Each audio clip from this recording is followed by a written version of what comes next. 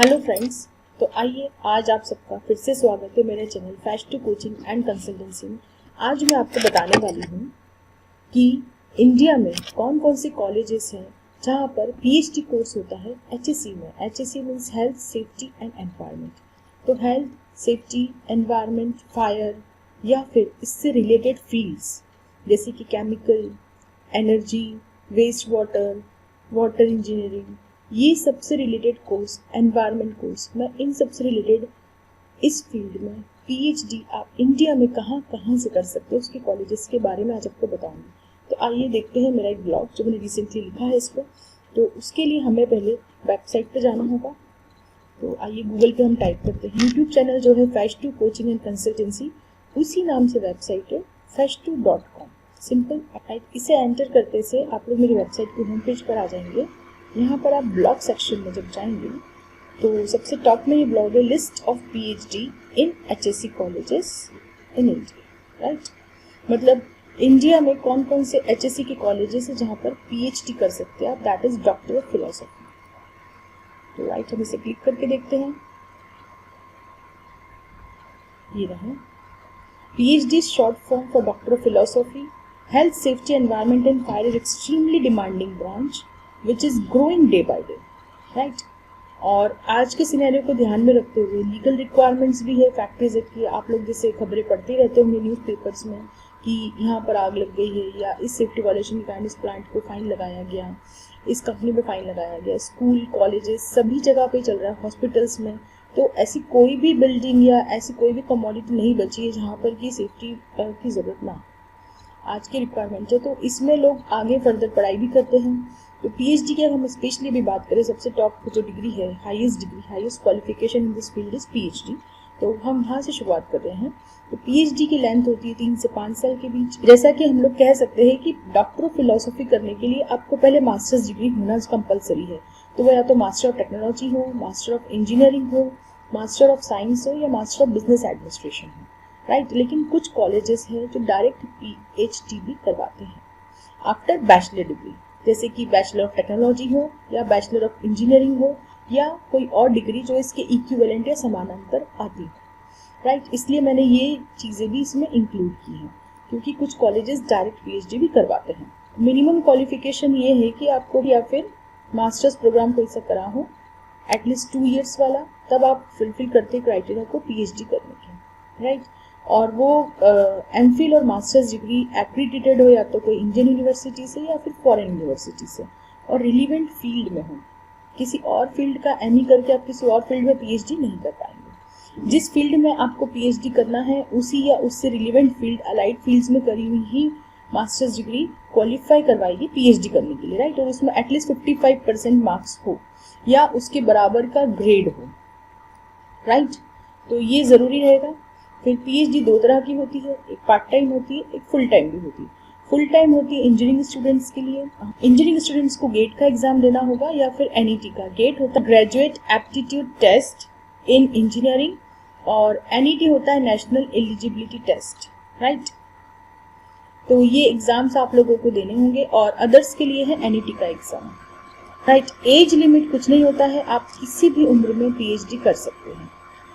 There are only few courses offering PhD in safety. Safety में PhD बहुत कम colleges करवाते हैं, लेकिन उसके साथ कई अलाइड कोर्सेज हैं जो कि सेफ्टी की फील्ड के लिए ज़रूरी हैं, या लोग उसमें करते हैं तो भी वो सेफ्टी में जॉब कर सकते हैं।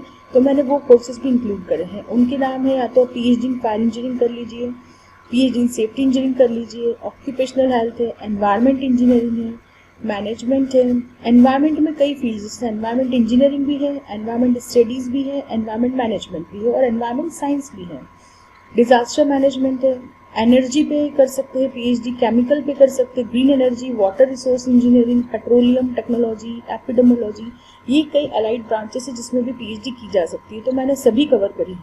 तो यूनिवर्सिटीज और colleges offering PhD in HSC and allied branches.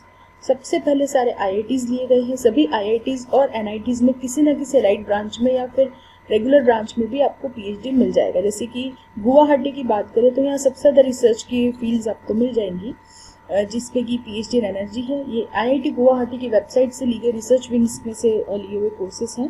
Water resources, hydraulics, water resource engineering, earthquake engineering, ये सब अलाइड ब्रांचेस है। आप इसमें से किसी में भी पीएचडी कर सकते हो।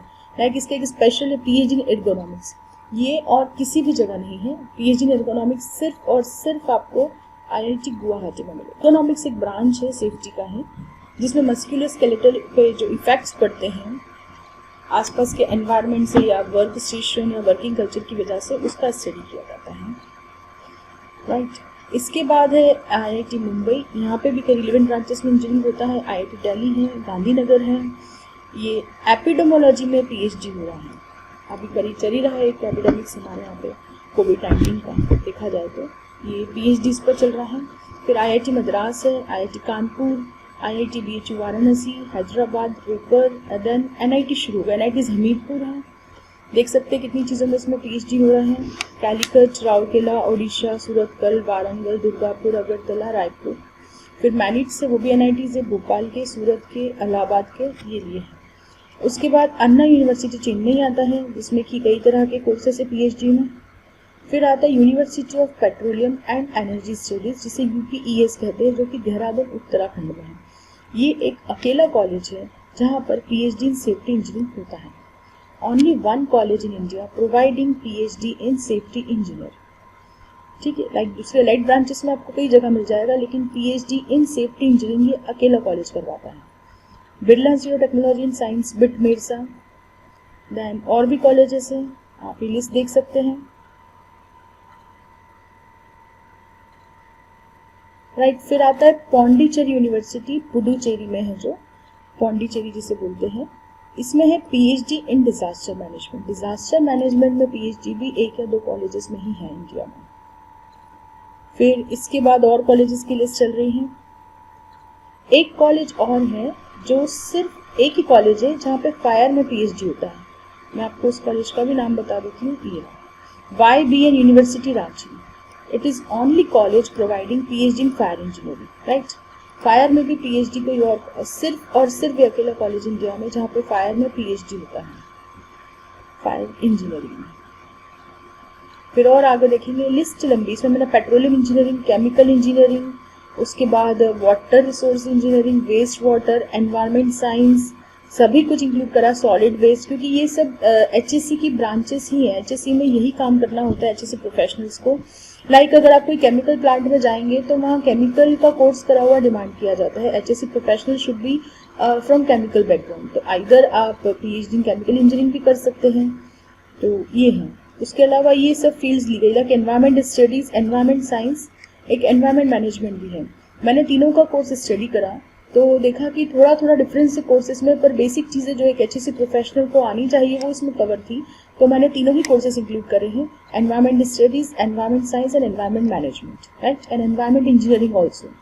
एनवायरमेंट इंजीनियरिंग में पीएचडी इंजीनियरिंग के बैकग्राउंड वाले स्टूडेंट्स के लिए है, लेकिन एनवायरमेंट स्टडीज, एनवायरमेंट साइंस और एनवायरमेंट मैनेजमेंट के लिए आपको इंजीनियरिंग बैकग्राउंड का होना कंपल्शन नहीं है। बीएससी, एमएससी या फिर एमबीए के बाद या फिर कुछ और भी के बाद ये वाली ब्रांच में पीएचडी आप लोग कर सकते हैं, right. Occupational health, occupational health भी एक ऐसा उभरती हुई चीज़ है, बिकॉज ऑक्यूपेशनल वर्ड आ गया है तो it is related to industries और ऑक्यूपेशन। तो पीएचडी इन ऑक्यूपेशनल हेल्थ भी कर सकते हैं, लेकिन इसमें कम ही कॉलेजेस हैं, क्योंकि बाकी ज़्यादातर कॉलेजेस में फिर आपको मेडिकल बैकग्राउंड का होना होगा, तब जाके आप और पीएचडी कोर्सेज कर पाएंगे। लेकिन ऑक्यूपेशनल हेल्थ में हम लोग कर सकते हैं, राइट। उसके बाद PhD in solar energy, renewable energy है, ऐसे कई कोर्सेज मैंने इसमें इंक्लूड करे हैं। तो लिस्ट काफ़ी लंबी है, ये मोर देन 150 कॉलेजेस का लिस्ट है।